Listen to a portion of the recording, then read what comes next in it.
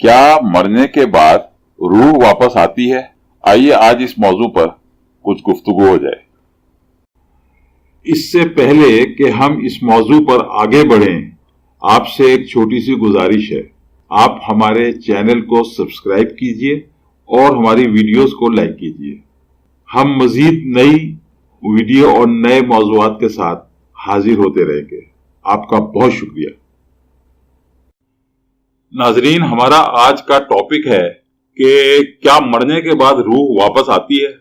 होता यह है कि इंतकाल के बाद हम अपने प्यारों को कब्र में उतार आते हैं और फिर इसी कब्र पर उनके नाम समेत पुरानी आयत और दीगर पसंद के चंद मुकद्दस नाम कुंदा कराकर उसके नाम का कुतबा लगा देते हैं।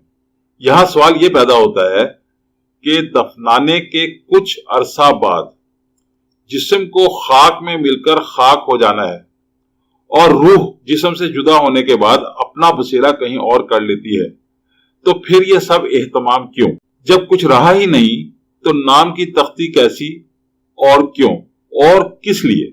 कब्र वो मुकाम है जहां से जुदाई शुरू होती है, जहां पर मरने वाले को कब्र पे छोड़कर हम अपने अपने घरों को वापस लौट आते हैं। ये वो जगह है जहां से हमारे रास्ते तो जरूर जुदा हो जाते हैं, लेकिन रिश्ते और ताल्लुक कभी खत्म नहीं होते। यही वो जगह है जहां हम गाहे बगाहे जाकर अपनी यादों को ताजा करते हैं और जाने वाले के हक में दुआए मग़फ़िरत और दुआए खैर करते हैं। यकीन जाने ये जगह चले जाने वाले और पीछे रह जाने वालों के दरमियान ईटिंग पॉइंट है। अगर हम उसे मिलने वहां जा सकते हैं तो क्या वो हमें मिलने वहां नहीं आ सकता? दोनों ही को याद है कि बिछड़े तो हम यहीं पर थे। कब्र पर जाना जिस्मानी नहीं रूहानी जरूरत है।